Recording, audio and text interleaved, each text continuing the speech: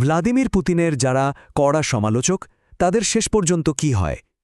আজকের এই বিশ্লেষণে আমরা বিভিন্ন প্রতিবেদনের ওপর ভিত্তি করে কিছু উদ্বেগজনক ঘটনা দেখব, যেখানে ভিন্নমত জানানোর পরিণতি হয়েছে রহস্যজনক মৃত্যু।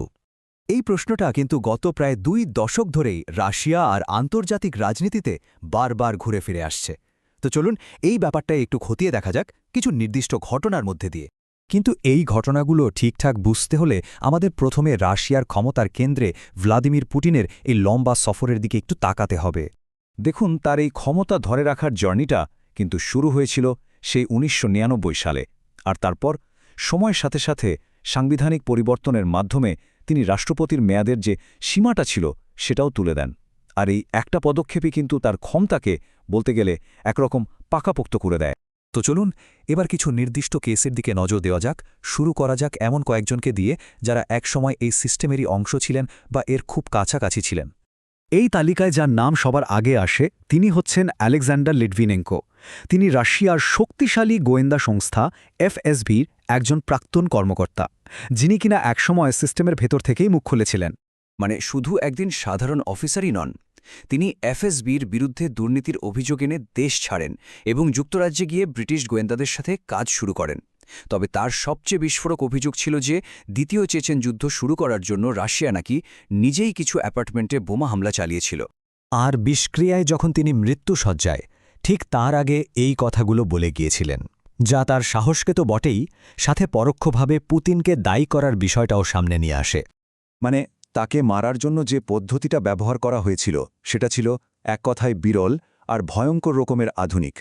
পোলোনিয়াম ২১০ নামের এই বিষ প্রয়োগ করা হয়, আর 2জন রাশিয়ান এজেন্টকে প্রধান সন্দেহভাজন হিসেবে চিহ্নিতও করা হয়, যা একটা রাষ্ট্রীয় মদতের দিকেই কিন্তু আঙুল তোলে।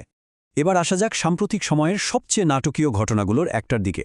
ইয়েভজেনি প্রিগোজিন, ওয়াগনার গ্রুপের প্রধান, আর একসময় যাকে পুতিনের একেবারে কাছের লোক বলে মনে করা হতো। মানে মিত্র থেকে বিদ্রোহী আর তারপর মৃত্যু, এই পুরো ঘটনাটা ঘটেছিল অবিশ্বাস্য দ্রুতগতিতে। ২০২৩ সালের জুনে বিদ্রোহ করলেন, আর ঠিক 2 মাস পরেই আগস্টে এক বিমান দুর্ঘটনায় তার মৃত্যু হল, যা নিয়ে আজও কিন্তু অনেক প্রশ্ন রয়ে গেছে। এবার নজর ফেরানো যাক সেই সব সাংবাদিক আর মানবাধিকার কর্মীদের দিকে যারা কঠিন সব সত্য উন্মোচনের চেষ্টা করছিলেন। এবার যার কথা বলবো তিনি আনা পোলিটকোর্স্কায়া। রাশিয়ার অন্যতম নির্ভীক অনুসন্ধানী সাংবাদিক হিসেবে তাকে সবাই চিনত। চেচেনিয়ার রাশিয়ান বাহিনীর মানবাধিকার লঙ্ঘনের ভয়াবহ ছবিটা তুলে ধরে তিনি সারা বিশ্বে পরিচিতি পেয়েছিলেন। ২০০৪ সালে একবার তো তিনি বিষ প্রয়োগের হাত থেকে বেঁচেও গিয়েছিলেন, কিন্তু শেষ রক্ষা হয়নি। ২০০৬ সালে তাকে তার অ্যাপার্টমেন্টের বাইরেই গুলি করে হত্যা করা হয়। বিভিন্ন রিপোর্ট থেকে জানা যায় যে পুতিন নাকি তার মৃত্যুকে তেমন কোনো গুরুত্বই দেননি, আর তার এই বিপজ্জনক কাজটাই চালিয়ে যাচ্ছিলেন তারই এক সহকর্মী নাটালিয়া এস্তেমিরোভা। তিনি মূলত পোলিটকভস্কায়ার অসমাপ্ত কাজটাই এগিয়ে নিয়ে যাচ্ছিলেন, বিশেষ করে চেচেনিয়ায় অপহরণ আর হত্যার ঘটনাগুলো নথিভুক্ত করতেন। তার পরিণতিও ছিল একই রকম মর্মান্তিক। এই ঘটনাগুলো আসলে দেখিয়ে দেয় যে ওই অঞ্চলে অ্যাক্টিভিস্টদের জন্য ঝুঁকিটা ঠিক কতটা বেশি। এই যে প্যাটার্নটা, এটা কিন্তু শুধু ভেতরের লোক বা সাংবাদিকদের মধ্যেই সীমাবদ্ধ ছিল না। রাজনীতির জগতেও এর ছাপ স্পষ্ট, যেখানে সরাসরি চ্যালেঞ্জ জানানো ব্যক্তিদের টার্গেট করা হয়েছে। বরিস নেপতোসভ, একজন নামকরা পদার্থবিদ, যিনি পরে রাশিয়ার অন্যতম প্রধান বিরোধী নেতা হয়ে ওঠেন। তার এই পরিবর্তনটা কিন্তু বেশ নাটকীয়।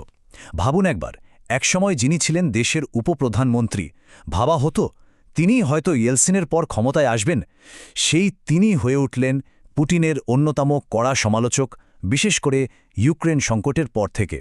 আর তাকে হত্যা করা হলো কোথায়? ক্রেমলিনের একেবারে দোরগোড়ায়। এটা ছিল এক অবিশ্বাস্য দুঃসাহসিক ঘটনা। যদিও কয়েকজন চেচেন ব্যক্তিকে এই হত্যাকাণ্ডের জন্য দোষী সাব্যস্ত করা হয়েছে, কিন্তু তার পরিবার আর সমর্থকরা আজও বিশ্বাস করে আসল ষড়যন্ত্রকারীরা পর্দার আড়ালেই থেকে গেছে। এবার সের্গেই ম্যাগনেৎস্কির কথা বলবো। তিনি ছিলেন একজন কর আইনজীবী, যিনি একটা বিশাল দুর্নীতি ফাঁস করে দিয়েছিলেন। তার গল্পটা যেন এক নিষ্ঠুর পরিহাস। মানে ব্যাপারটা দেখুন, যিনি দুর্নীতি ধরিয়ে দিলেন সেই তাকেই কিনা জেলে পোড়া হলো। আর কাদের নির্দেশে? ঠিক সেই সব কর্মকর্তাদের নির্দেশে যাদের বিরুদ্ধে তিনি অভিযোগ এনেছিলেন। আর জেলেই বিনা চিকিৎসায় তার মৃত্যু হয়। এই ঘটনা আন্তর্জাতিক মহলে এতটাই তোলপাড় ফেলেছিল যে আমেরিকা ম্যাগনেৎস্কি অ্যাক্ট নামে একটি আইন পর্যন্ত পাশ করে। তো এই যে আলাদা আলাদা ঘটনাগুলো আমরা দেখলাম, এগুলোকে যদি এক সুতোয় গাঁথা যায় তাহলে একটা বেশ পরিষ্কার আর উদ্বেগজনক চিত্র কিন্তু ফুটে ওঠে, যা সমাজের বিভিন্ন স্তরে ছড়িয়ে পড়েছে। মানে দেখুন, গোয়েন্দা কর্মকর্তা থেকে শুরু করে সাংবাদিক, রাজনীতিবিদ, এমনকি ভাড়াটে সেনাপ্রধান, তালিকাটা বেশ লম্বা। আর এদের মধ্যে একটা মিল হলো, যারা বিরোধিতা করেছেন তাদের অনেকেই অস্বাভাবিক বা হিংসাত্মক পরিস্থিতির শিকার হয়েছেন। তো এই পুরো বিশ্লেষণ শেষে একটা প্রশ্ন কিন্তু থেকেই যায়।